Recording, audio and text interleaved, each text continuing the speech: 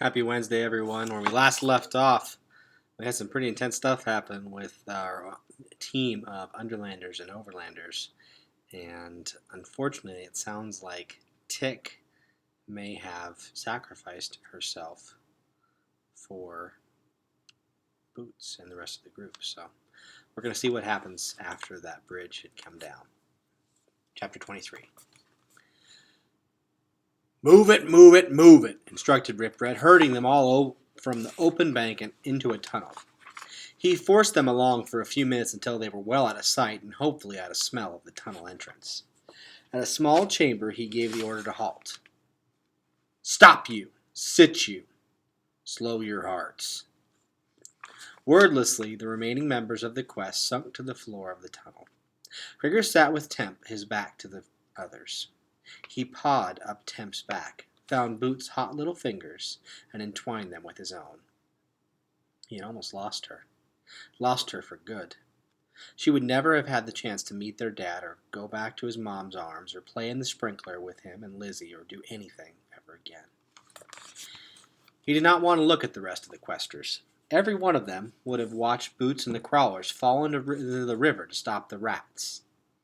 He had nothing to say to them. And then there was Tick, brave little Tick, who had flown into the face of an army of rats to save his sister. Tick, who never spoke much.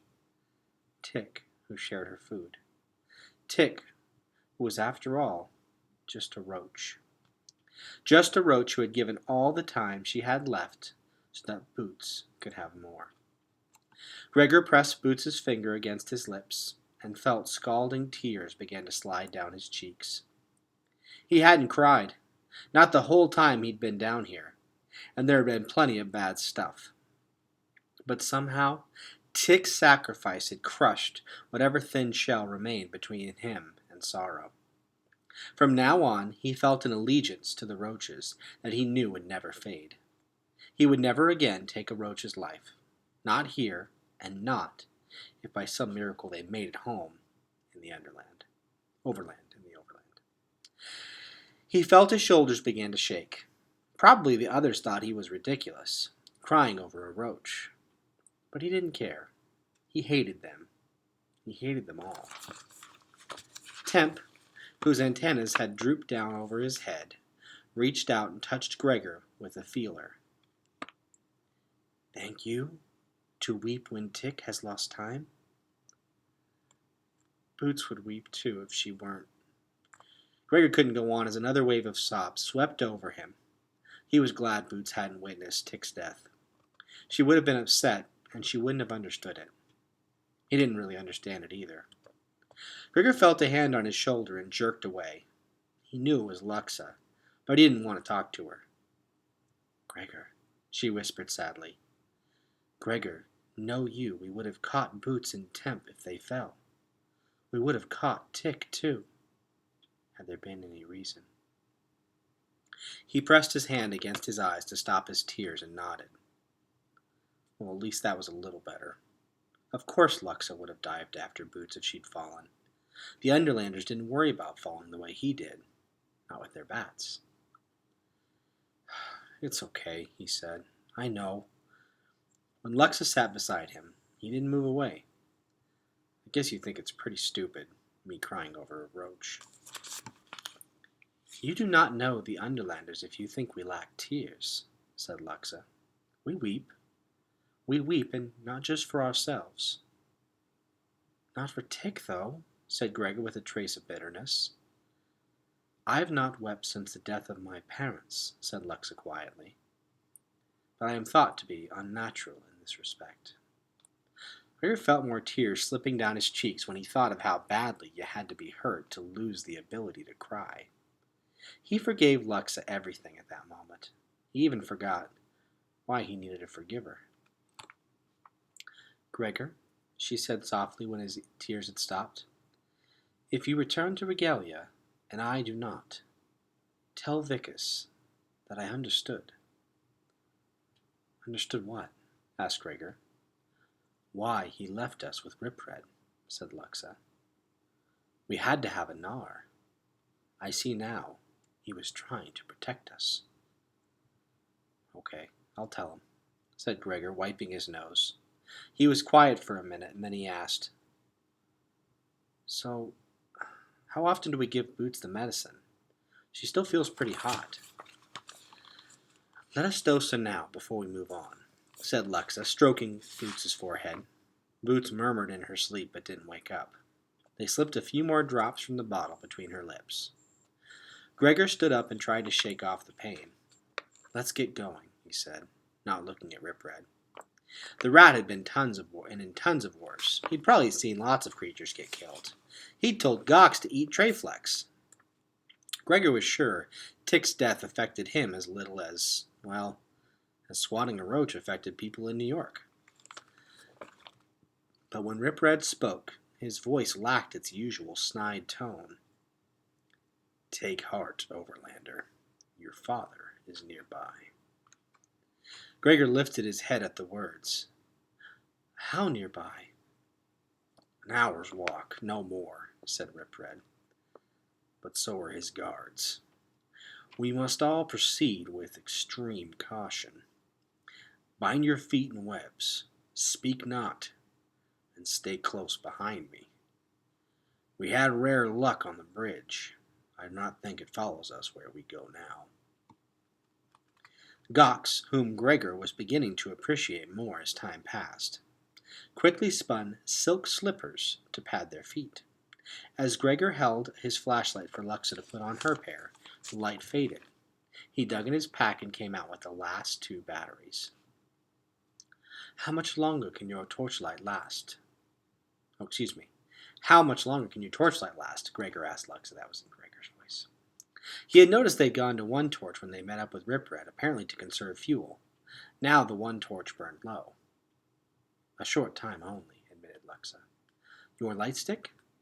I don't know, said Gregor. These are my last batteries, and I don't know how much power's left in them.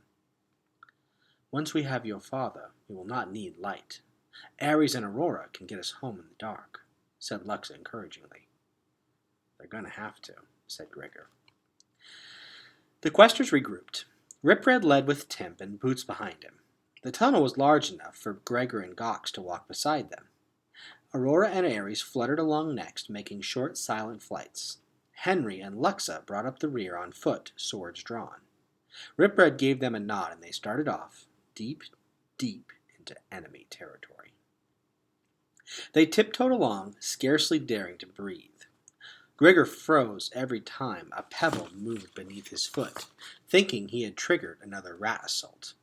He was very afraid, but a new emotion was rising up in him, giving him strength to keep putting one foot in front of the other. It was hope. It flowed through him, insisting that he break his rule. His father was nearby. He would see him soon.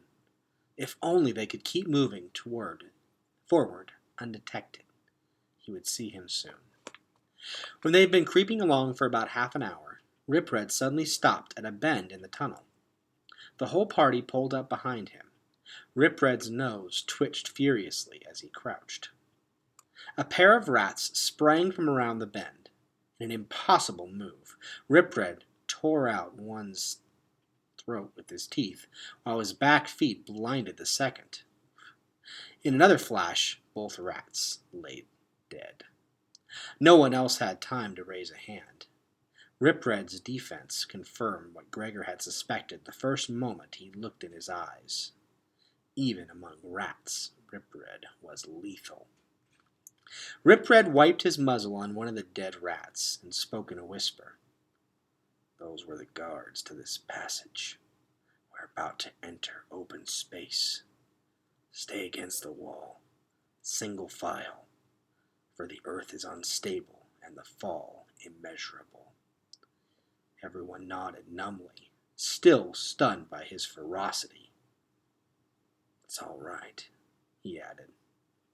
Remember, I'm on your side. Around the bend of the tunnel was the opening. Rip Red made a right turn, and they peeled off in single file behind him. A narrow path led along the side of a canyon. When Gregor shone his light into it, he saw nothing but blackness. The fall is immeasurable, he thought. The ground under his left foot, the one closest to the void, crumbled and sent a shower of stone and dirt into the darkness. Gregor never heard it hit the bottom. His only consolation was that Aurora and Ares were inching along somewhere behind him, ready to save anyone who fell. After about 50 yards, they reached the more solid ground that fanned out from one end of the canyon. A natural arch of stone framed a wide road, worn smooth by many rat feet. And Gregor felt that any protection the terrain had given them was gone. Ripred, Temp, Gox, and Gregor raced down the road. Luxa and Henry had instinctively taken to the air. Gregor felt as if rat eyes must be burning at them from every crevice. The path ended abruptly at a deep circular pit with walls as smooth as ice. A faint light burned in the pit, revealing a furry creature hunched over a stone slab, fiddling with something. At first, Gregor raised a warning hand. He thought it was a rat. Then the creature lifted his head, and Gregor recognized what was left of his dad. That's the end of the chapter. Tomorrow we will read chapter 24. Hope everyone has a great day.